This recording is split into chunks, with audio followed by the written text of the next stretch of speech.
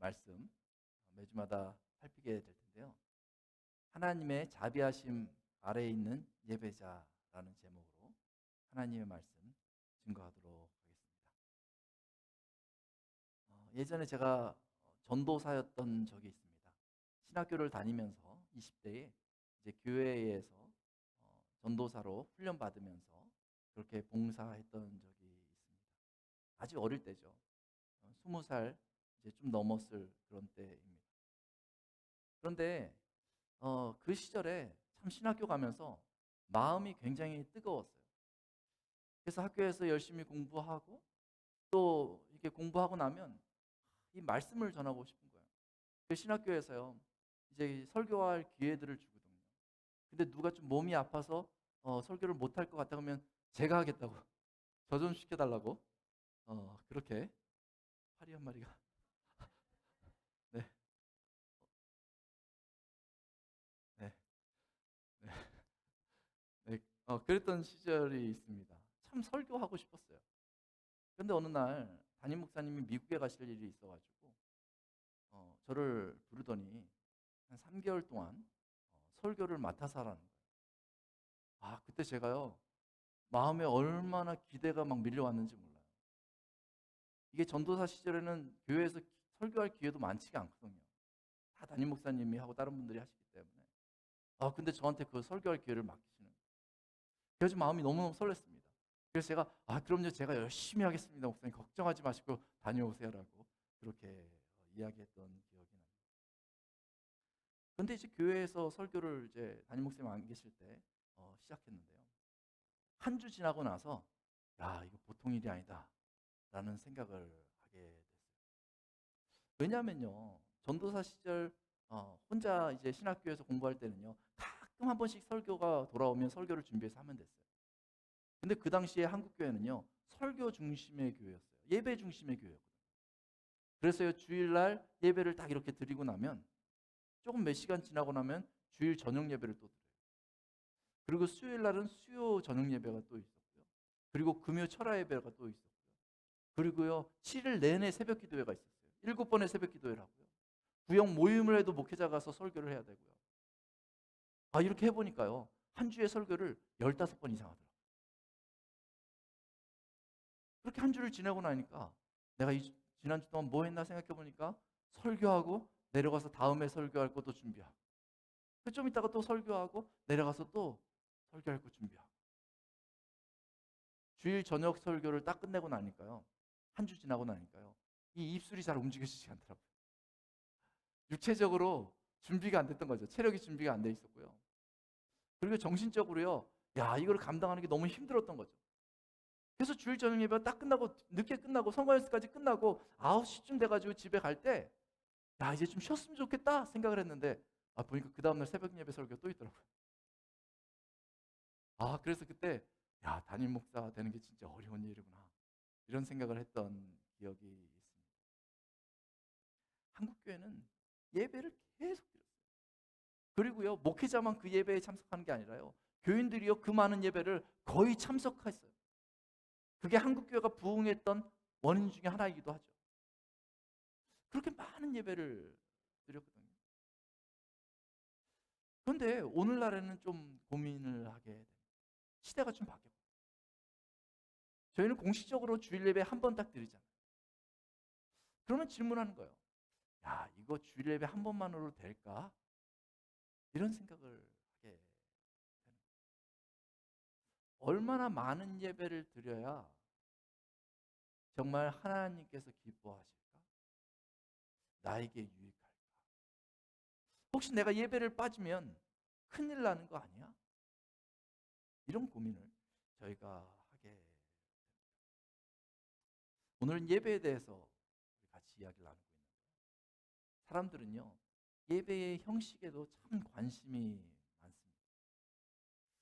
그러다 보니까 이 예배의 형식이요, 자꾸 바뀌어져 가는 것 같아요. 예전에는요, 한국 교회에서 찬송가만 불러야 했어요. 주일 예배 시간에는요, 찬송가만 불러야 했습니다.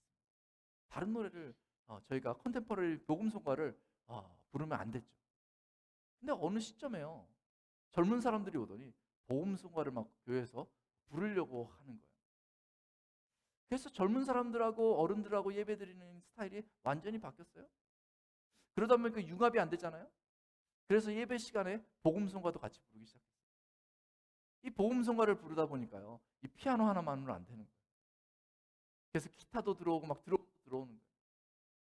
그때마다 고민들을 했어요. 과연 예배의 형식이 이렇게 바뀌어도 되는가? 예전에 기타나 드럼이 처음 들어올 때는요, 누가 딱 갖다 놓잖아요. 그러면 원로 장로님이 그 드럼을 밖에다가 내던져 팽개치고 그런 일들도 있었어요. 예배는 이런 형식을 가지고 드려야 하는 것 아닌가 하면서 약간의 갈등도 있었던 것이죠. 제가 전에 여행을 가면서요.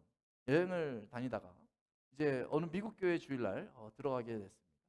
근데 미국 교회 딱 들어갔는데 거기에 딱 보니까 이 교회 예배가 있는데 같은 시간인데 예배를 두 가지로 드리더라고요. 그리고 건물도 한 교회인데 두 개가 있어요. 그래서 왜 그런가 봤더니 하나는 어, 이 전통 예배당 이렇게 돼 있고 하나는 현대적인 예배당 이렇게 돼 있는 거예요. 그러면서 안내하시는 분이 저한테 선택해서 가라는 거예요. 그래서 전통 예배당에 딱 갔더니요. 딱 그 분위기입니다. 고전적인 분위기. 그래서 음악도 클래식한 음악이 이렇게 나오고요.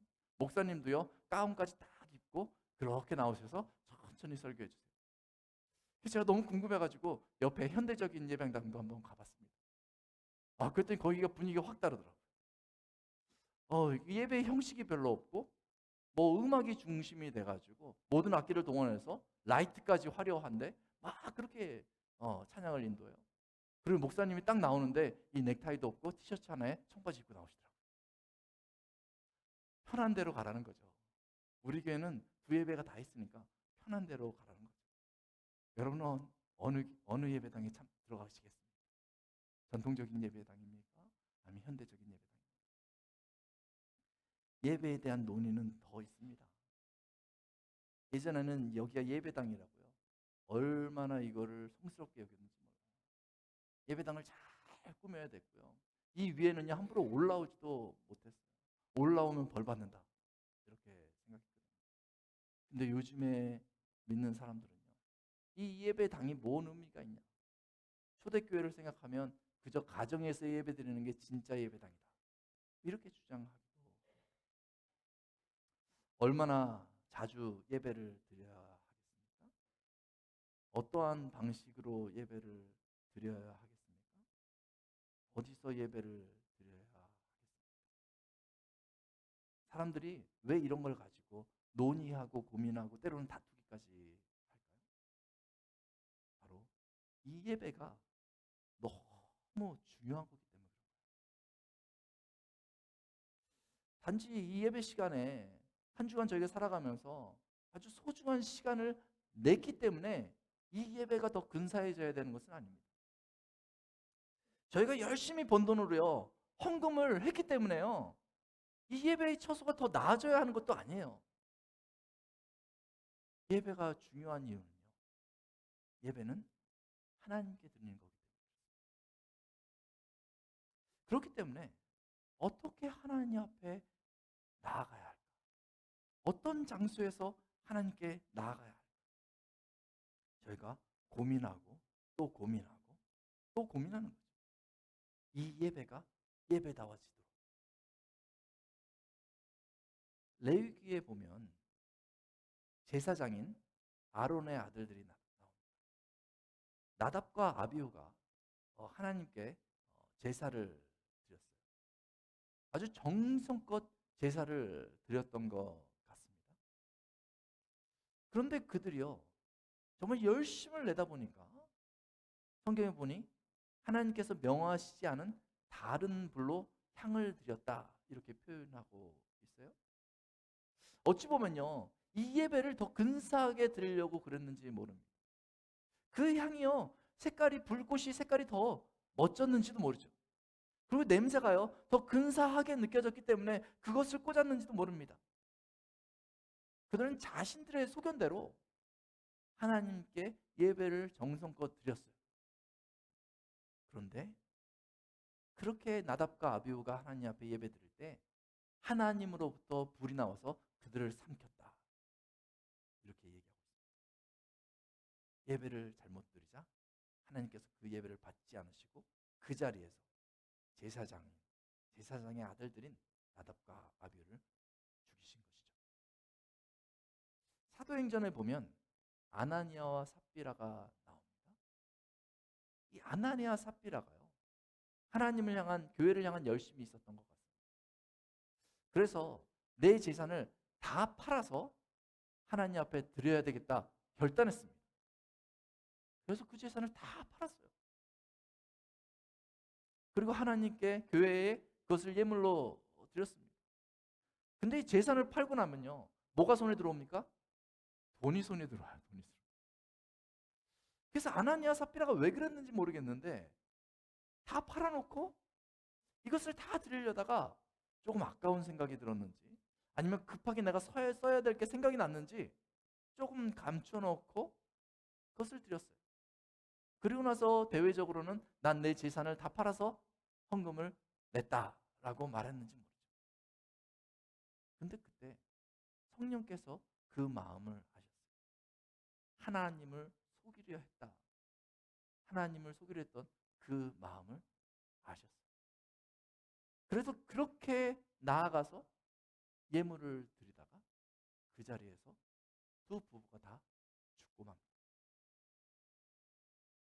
이런 장면 보면 이 예배 드리는 것이 참 무서운 일입니다. 참 쉽지 않다 생각하게 되는 것이죠. 오늘도 동일하게 하나님께서 이대로 적용해서 저와 여러분들의 예배 가운데 행하신다면 여러분도 어떠시겠어요? 내 시간에 맞춰서, 내 컨디션에 맞춰서, 내 필요에 맞춰서 예배 드린 적이 있지 않습니까? 저도 그런 것 같아요.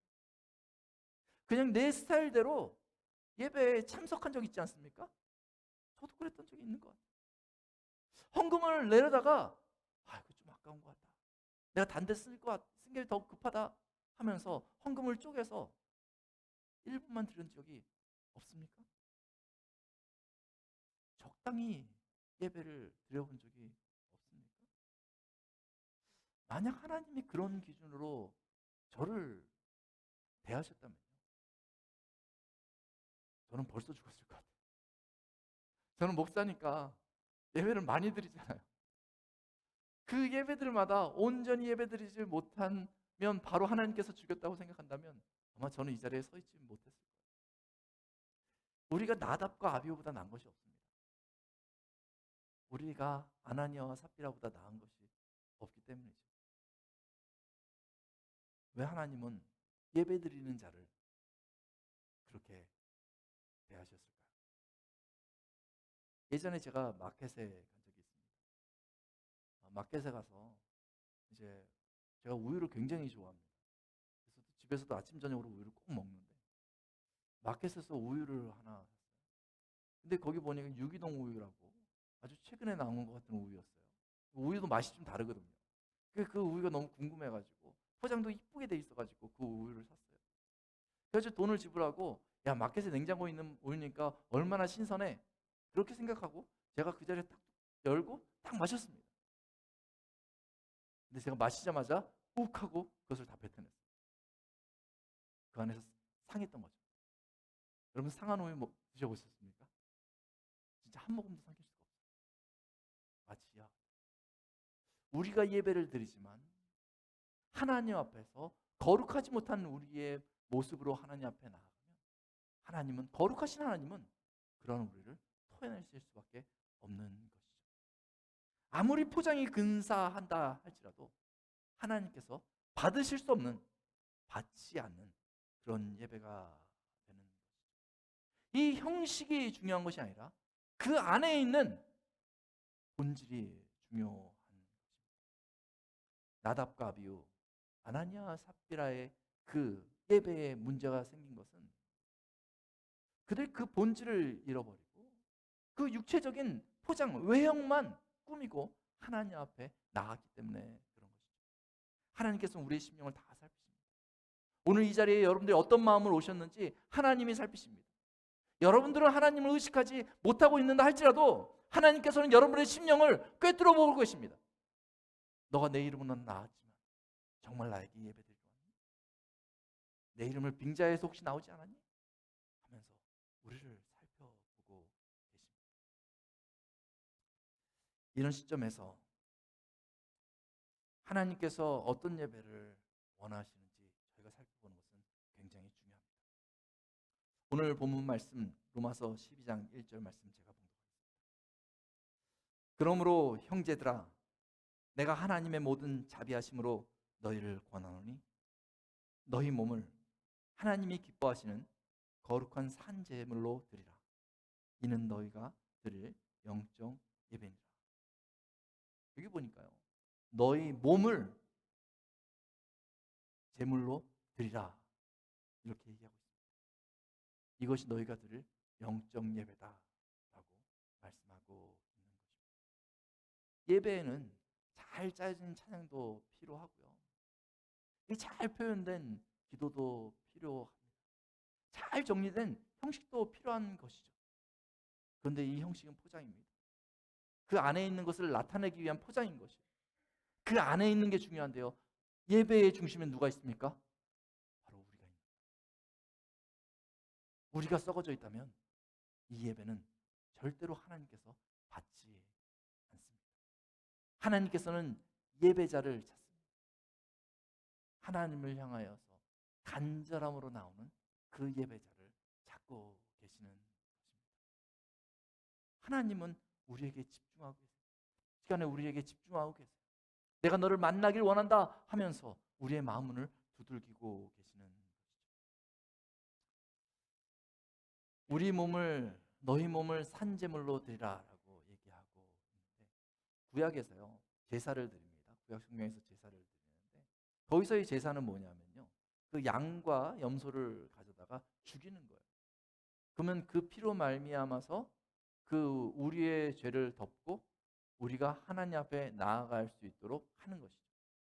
그래서 그 양과 염소가 없는 제사는요 하나님께서 받으실 만한 제사가 아닌 거예요. 그래서 여기서 나를 하나님 앞에 드린다는 것은 무슨 얘기냐면요 영적으로요 나를 죽여야 한다라는 의미를 가지고 있는 것이죠. 이 예배는 어떤 의미가 있는 것입니까? 나를 죽이는 것. 하나님 앞에서 나를 죽이는 것입니다. 오늘 여러분들이요 이 자리에 오는데 여러 가지 상황 속에서 이 자리에 오셨을 거예요. 지난 한 주를 돌아보면 아마 똑같은 분이 한 사람도 없을 것입니다. 어떤 분은요 너무너무 바쁘게 지내다가요 간신히 시간 내서 이 자리에 오신 분도 있을 거예요. 어떤 분은 좀 여유 있게 좀 쉬다가 또 휴가를 즐기다가 이 자리에 나온 분도 있을 수 있습니다.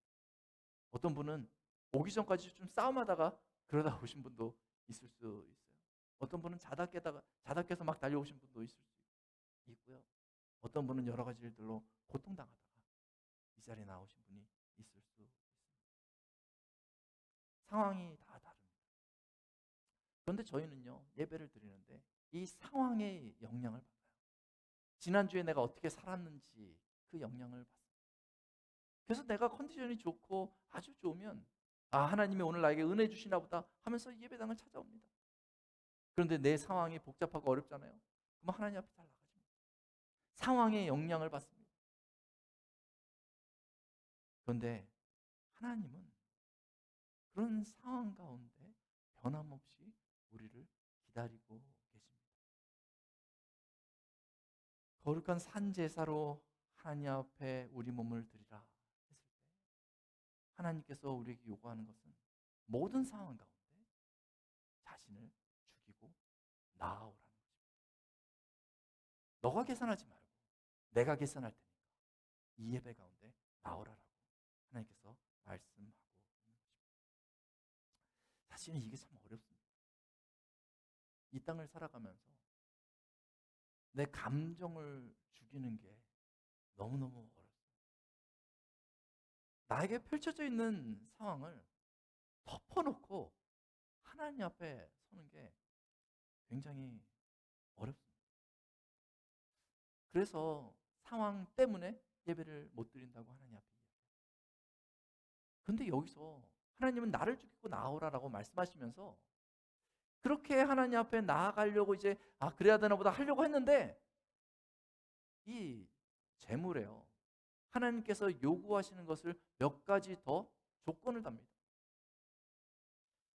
우리 로마서 12장 1절 말씀을 보니까 어떤 조건을 달고 있습니까? 재물 앞뒤에 표현이 나와 있는데요. 세 가지 형용사로 표현되어 있어요.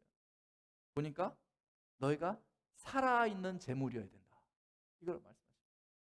그리고 그 다음에 보니까 너희가 거룩한 재물이어야 된다. 라고 얘기하고 있어요.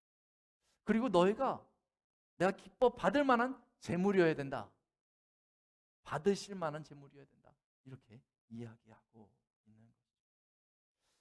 그러니까 나를 죽이고 하나님 앞에 나아가려고 하는데 거기까지 내가 어떻게든 끙끙 앓으면서 가려고 했는데 하나님이 이것도 요구하는 거예요. 영적으로도 살아있어야 하고 주관을 돌아봤을 때 죄가 없이 내가 거룩한 상태여야 하고 하나님이 기뻐하실 만큼 흠이 없어야 한다는 거죠. 이 조건을 들으면 마음의 부담이 큽니다. 이 조건이 다 맞아야 영적인 예배가 된다라고 성경에서 이야기하고 있는 거죠. 이 조건이 다 맞춰지지 않으면 예배는 드리지만 이 예배가 문제 있는 예배이기 때문에 혹이라도 나답과 아비오 같이 아나니아와 삽비라 같이 우리가 드리는 예배가 우리에게 유익한 것이 아니라 오히려 우리에게 재앙이 될 수도 있지 않을까 하며 마음에 큰 부담을 갖게 되는 것이죠. 적어도 이전까지는 어떤지 모르지만요. 오늘 이 말씀을 보고 나서 여러분 예배 계속 드릴 수 있겠습니까?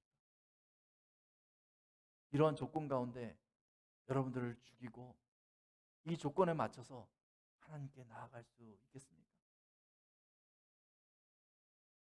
예배 드리는 것이 쉽지 않습니다. 그저 마음의 위로를 받고자 그냥 참석하는 것이 예배가 아닙니다. 만약 오늘 본문이 이렇게 쓰여져 있다면요. 굉장히 낙심하고 말 것 같아요. 오늘 본문을 좀 각색해 보면요. 하나님의 모든 진노하심으로 너희를 명하노니 너희 몸을 하나님이 기뻐하시는 거룩한 산 제물로 드리라. 만약에 이렇게 써져 있단 말이죠. 하나님의 진노가 전제니까 그렇게 드리지 않으면 어떻게 됩니까? 증거를 받게 되는 거예요. 그러면 너무 부담이 클 것 같습니다. 그런데 감사한 것은 오늘 말씀의 전제는 하나님의 진노하심으로부터 저에게 주어지는 것이 아니라는 것이죠. 오늘 말씀은 이렇게 시작합니다. 하나님의 모든 자비하심으로 너희를 명하노니 라고 시작하고 있는 것이죠.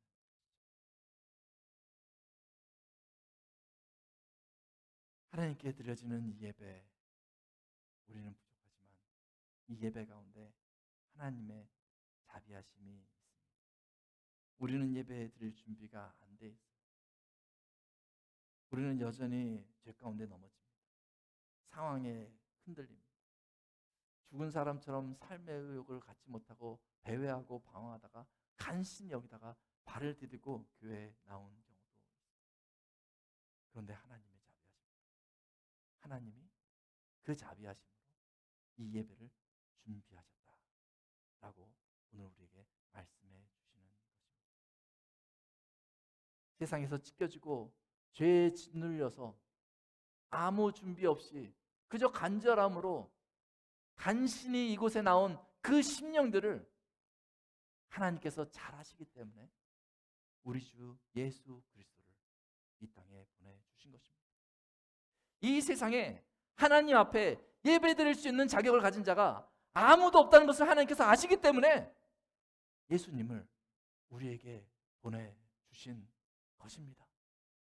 우리는 하나님을 원수같이 대했지만 하나님은 그 자비하심으로 우리를 품고 우리를 만나주시기 위해서 예수님을 이 세상에 보내주신 것입니다.